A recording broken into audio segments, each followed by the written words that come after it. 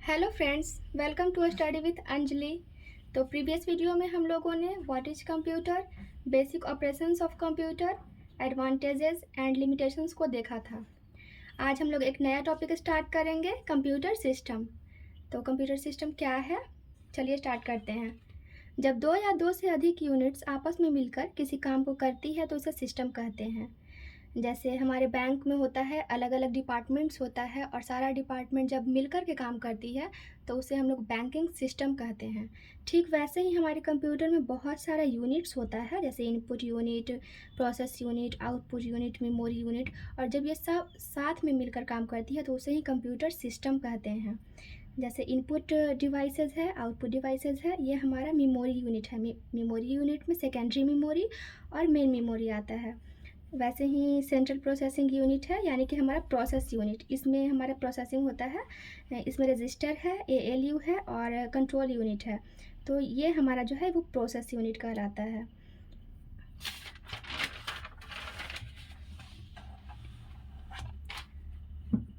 CPU. CPU क्या है? CPU का full form central processing unit होता है। यूजर जो भी इनपुट के रूप में जो डाटा या इंस्ट्रक्शन देता है उस पर अलग अलग कैलकुलेशन करने का काम जो होता है वो सीपीयू करता है। सीपीयू का बहुत सारा नाम है, जैसे chip, microchip, semiconductor chip, processor, micro processor, central processor और भी कुछ अलग अलग नाम होते हैं सीपीयू के। सीपीयू बनाने के लिए सेमीकंडक्टर धातु जैसे सिलिकॉन, जर्मेनियम का यूज किया जाता है और अभी लेटेस्ट में गैलियम आर्सेनाइड का यूज किया जा रहा है सीपीयू के चिप को बनाने में, जो कि हमारे कंप्यूटर के मदरबोर्ड में लगा हुआ रहता है। ये सब हमारा इम्पोर्टेंट क्वेश्चन है, ये सब हमारे एग्ज़ाम में बनता है।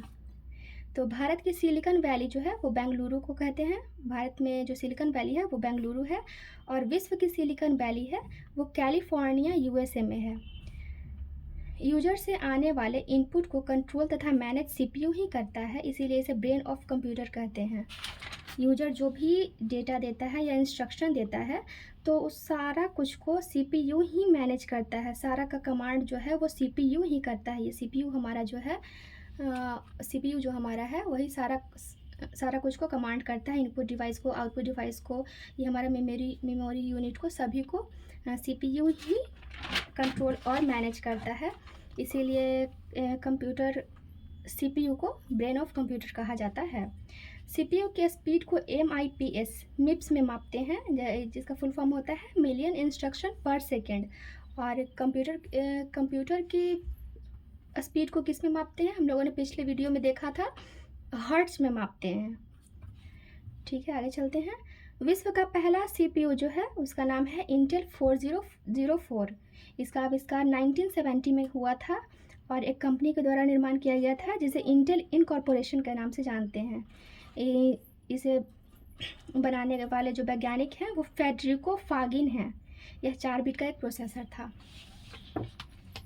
भारत का पहला सीपीयू जो है उसका नाम शक्ति है। इसका आविष्कार 2019 में हुआ था और इसके आविष्कारक कोई एक पर्सनल व्यक्ति नहीं है बल्कि कुछ संस्थान है, जैसे IIT मद्रास और HCL चंडीगढ़, यानी सेमीकंडक्टर लैब जो है चंडीगढ़ में, वो है। सीपीयू के कुछ भाग हैं, central unit, arithmetic and logic unit और रजिस्टर्स। तो सेंट्रल यूनिट क्या होता है? यह कंप्यूटर से कनेक्टेड सभी डिवाइसेस को कंट्रोल तथा मैनेज करती है, इसीलिए इसे कंप्यूटर का सेंट्रल नर्व सिस्टम कहा जाता है, यानी केंद्रीय तंत्रिका तंत्र जो है ये कंप्यूटर का सेंट्रल नर्व सिस्टम कहा जाता है, कंट्रोल यूनिट को।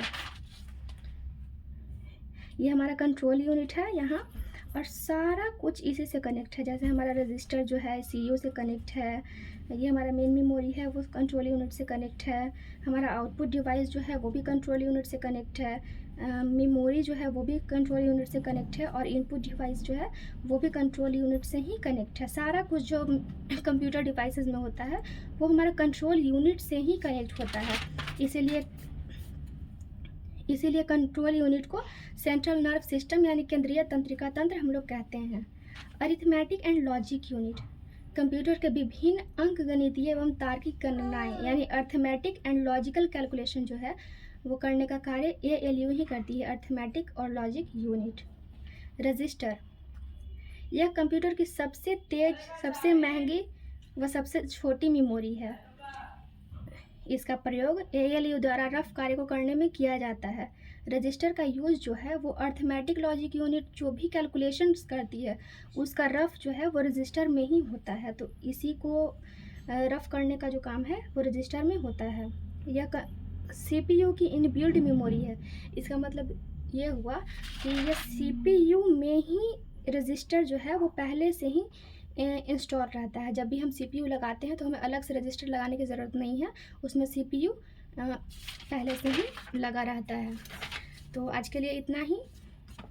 नेक्स्ट वीडियो में हम कंप्यूटर के और इम्पोर्टेंट्स टॉपिक को कवर करेंगे। तो चैनल स्टडी विद अंजलि को सब्सक्राइब ज़रूर करें, शेयर करें, लाइक करें। Thanks for watching.